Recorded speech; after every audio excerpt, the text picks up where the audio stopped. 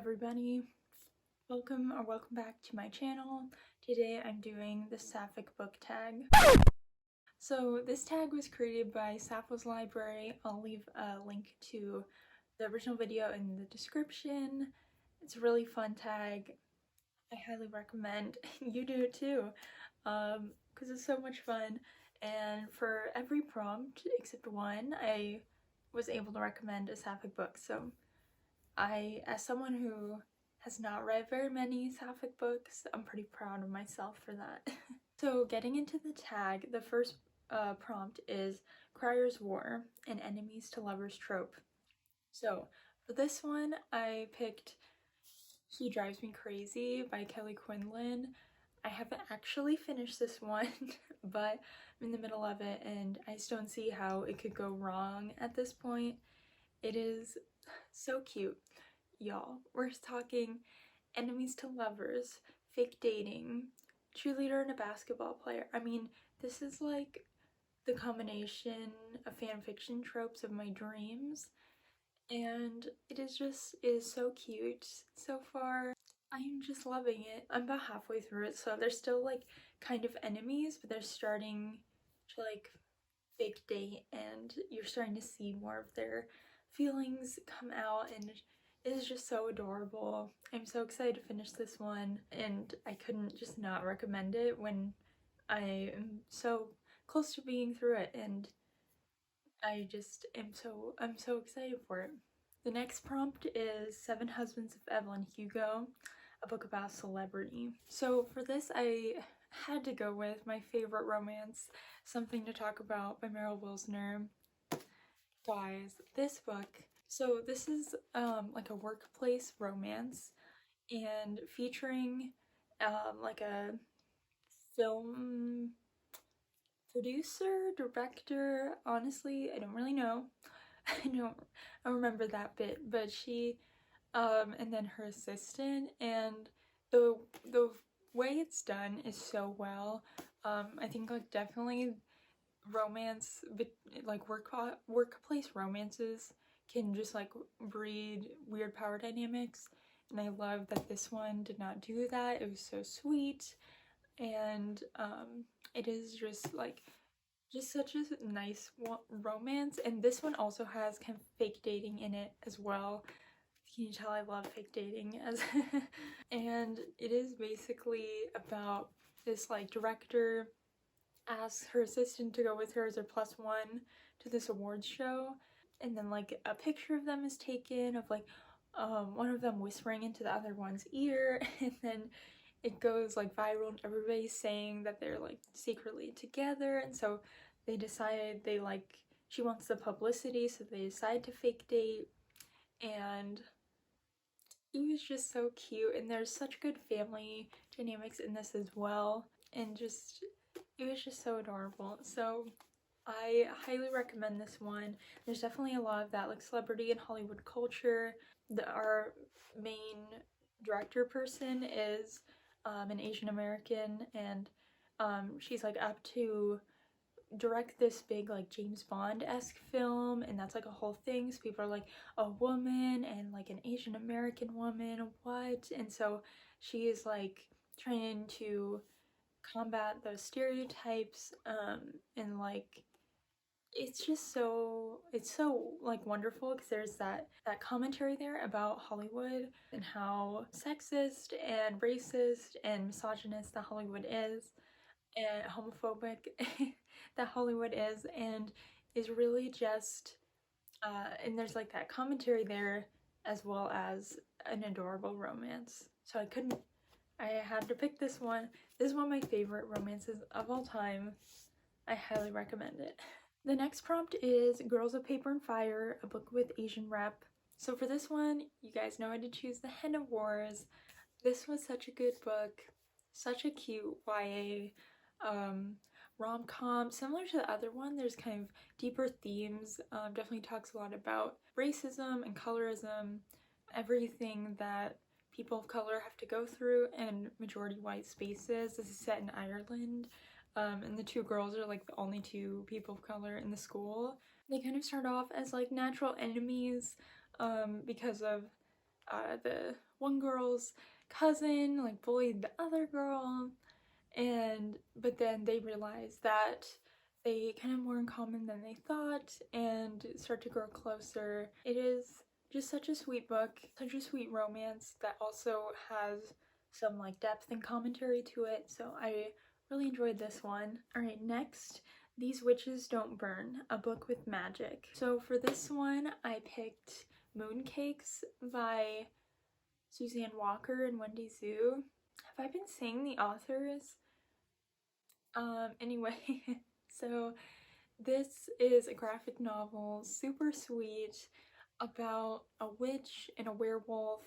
There is a non-binary character, our main character is sapphic, I believe. Yeah, she's sapphic. She's being raised by her grandmothers that are witches. This is such an adorable graphic novel. Graphic novels don't take that long to read, so it's a pretty quick read, but it packs a punch. And the magic system is very cool, and I really love our non-binary character is a werewolf. There's also disability representation in here, so I just love all of the casual representation in this book that the story isn't really about any of those identities. It's really about like them like fighting this demon or whatever, but having like that casual representation in like magical stories is so important, and so I love this one and highly recommend picking it up. The art is so adorable too. The next prompt is This Is How You Lose the Time War, Star-Crossed Lovers. So I feel like I don't fully know what star-crossed lovers means, so I'm just gonna go with my gut here. And for this one, I chose On a Sunbeam by Tilly Walden. This is kind of a sad book because it starts out and our main character has like lost her first love, and I mean, we don't know if that's a breakup or death or like circumstances. You don't really know at the beginning. So she's like sad about that, but then we're also seeing all these flashbacks of their romance and them getting together at this like spaceship boarding school thing, and it's just such an adorable book. Tilly Walden writes amazing sapphic books and amazing graphic novels. I recommend everything she's written. In fact, one of her other books comes later in this tag, but this one is probably my favorite of all of hers because it is just such a cute book with so much emotional depth. Like, it just wrecks you, but you're also seeing this lovely love story, and it's just fantastic. So I definitely recommend this one. I believe you can read it online. I believe it's a webcomic, but don't quote me on that. The next prompt is Wilder Girls, a book you take with you on a deserted island. So for this one, I would first say Seven Husbands of Evelyn Hugo because that's one of my favorite books of all time. However, I wanted to mention a book that was not already mentioned in the prompts, so I'll also say The Summer of Jordi Perez by Amy Spalding. This was such a cute YA, like sapphic romance, summer contemporary. It's just like so lovely and super adorable, and I love the like, I feel like these books, I wish if I could I would bring both because I love Seven Husbands of Evelyn Hugo, but I think something the book community hasn't really reckoned with that much is the fat phobia within that book, and so to balance that out I would bring The Summer of Jordi Perez, which is like such a fat positive book, and our main character is fat and just fat and vibing, doesn't go through any sort of transformation or have like this hope to change anything about her body, and it's just really like, again, casual representation that's so wonderful to see. And she's having this lovely little romance. She has this internship at this boutique because she's really into fashion, and she's also like, the subtitle is like the best burger in Los Angeles because she's like kind of creating this unlikely friendship with like this dude bro, and they're like testing every burger place in Los Angeles as part of this like app development. It's like so bizarre and it's so funny. Um, and I just love like there's tons of little subplots, and so the romance is not like the only thing on her mind. But it also like it is like at the end of the day a YA romance that is so adorable, and her love interest Jordi Perez, girl of my dreams. Me at 16 would be in love. Next, we've got The Miseducation of Cameron Post, a book to movie adaptation. So I don't watch that many, so I was like trying to rack my brain, and this is what I came up with. The Price of Salt by Patricia Highsmith, which got turned into the movie Carol, starring Kate Blanchett and Rooney Mara.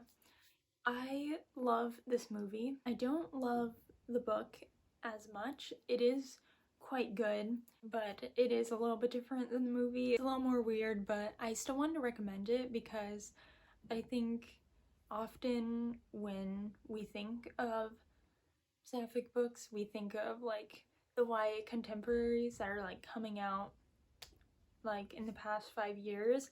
And so I just wanted to mention this one because this is there's some twists and turns and some like gothic elements, but at the end of the day this is a romance. This is a classic lesbian pulp fiction novel that does not end in death, that does not end in either one of them turning straight, and for this to be published in the 50s I think is really incredible and really shows how sapphics have stood the test of time. And sapphic books aren't just a thing that has happened in the past like 10 years. This has been happening for decades, and so I think this is really cool that it was eventually made into a movie. The movie is amazing. The cinematography also stars my wife Kate Blanchett, so we love it, and so definitely wanted to recommend this one. If you haven't heard of it, I would definitely start with the movie, but the book is amazing as well, and definitely quite interesting. The next one is How to Make a Wish, a book that you wish you had in your hands right now. There's so many, so obviously One Last Stop isn't that everybody's hope for the summer? Everyone just wants to read this, so obviously that one, but because that's like everybody's answer, I want to say another, which is Satisfaction Guaranteed. I believe these come out on like the same date, or maybe a week apart, but this sounds amazing. It is a sapphic romance, and one of them inherits this like sex toy shop from their aunt, and it just sounds like it's going to be wonderful. So I'm all in for the adult romances this summer, so I'm so excited about this one. I think I'll be pre-ordering it because I'm so pumped about it. Alright, the next prompt is Priory the Orange Tree, the biggest book you've ever read. So this is the only book that is not sapphic on this list. If you don't count the books that will not be named, then the next biggest book I've read is actually Imaginary Friend by Stephen Chbosky. This is not gay at all. This is just a thick book, but I do recommend it. I don't want to like spoil it, but so I'll just say if you like things that are kind of creepy, like creepy children, you would like this. If you have religious trauma, I think you'd like this. Yeah, it is one of my favorite books of last year, and honestly of all time. It's a very polarizing book, but I really like it, so I highly recommend this one. And then our last prompt is Sawkill Girls, a spooky book. So I wouldn't say this is spooky, but I don't read very many like horror books besides the one I just mentioned. So for this one I'm gonna recommend Are You Listening by Tilly Walden. This isn't really spooky, but it is very like haunting.